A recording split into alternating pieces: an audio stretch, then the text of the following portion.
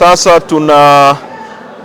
tuna issue ya kesi hii ya leo ambayo iko mahakama ya rufani, ambayo inazungumza kesi ya kina Said Issa ambayo imezuia chama kufanya shughuli zake na imetuletea madhara makubwa sana.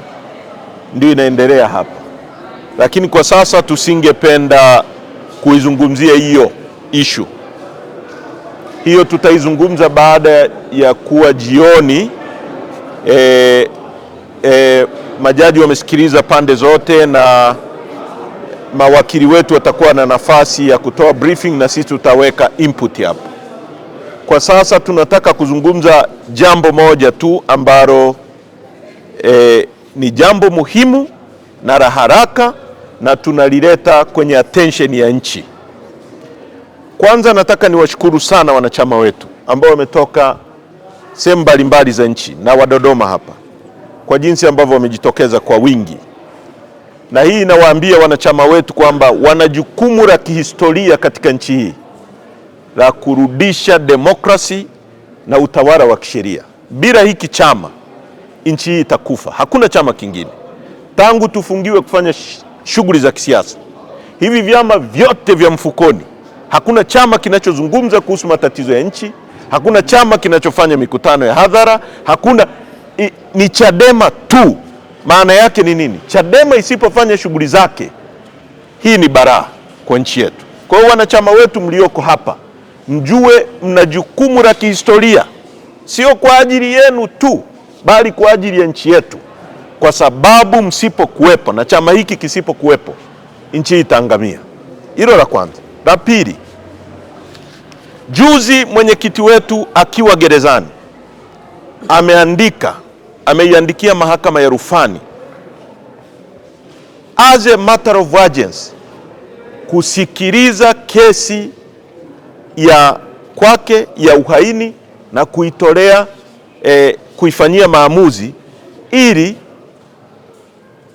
atoke au tujue determination yoyote itakayotokea, kwa sababu sote tunajua mwenyekiti wetu alishambuliwa kwa risasi mwaka 2017 hapa Dodoma, akaumizwa vibaya, na kutokana na kuumizwa kwake amekuwa akienda kwenye matibabu na check up kila baada ya muda. Kwa swala la afya yake ni swala ambalo ni paramount, na ndio maana tunalileta mbele ya Watanzania. Ni swala ambalo ni concern yetu kama chama, ni swala ambalo ni concern ya Watanzania, kwa sababu huyu ni mtu aliyeumizwa vibaya. Leo ni siku 350, siku 350, mwaka una siku 365, bado siku 15 tu mwenyekiti wetu atakuwa ametimiza mwaka mzima ndani ya kuta za magereza ya Ukonga, kwa kesi ambayo wote tunajua ni kesi ya uongo, kesi ya kutunga, na kesi ambayo watu wanataka wamtishe apige magoti. Tunalizungumza hili na mwenyekiti amelileta kwenye attention, sio kwa sababu yoyote ile, bali ni kwa sababu za kiafya, sababu ya afya yake. Sio kwa sababu hata wangetaka kudrag, angekuwa mzima, hata wakidragi hii kesi miaka 3, hakuna siku tutapiga magoti kama tulivyosema siku ya kwanza. Lakini kuendelea kudragi hii kesi, na hii inaileta kwenu wa Tanzania, lolote litakalo mpata Tundu Lissu akiwa chini ya hawa watu, watakuwa na sababu ya kueleza Watanzania nini kimetokea na kwa nini wamemshikilia. Na nataka niseme wazi bila kuogopa, haitakubalika. Chama chetu hakitakubali, dunia haitakubali. Kwa hiyo tunaiomba mahakama, kwa sababu kama hao watu wana kesi, wasianze kuzunguka na kuleta sababu moja au mbili au tatu za kuendelea kumshikilia zaidi mwenyekiti wetu mwaka mzima. Ndio maana tunataka hii kesi isikilizwe haraka, ishe mwaka mzima, siku 350. Leo tunapozungumza kiongozi wetu yuko ndani. Watu waliokuwa na kesi wamechukua miezi karibia 4 pale mahakama ya Kisutu, wanajizungusha tu. Leo tuko mahakamani, wanakuja na appeal ambazo ukiangalia lengo lake ni kupoteza muda. Kwa hiyo hili jambo ni urgent na tunaiomba mahakama ijitenge nalo.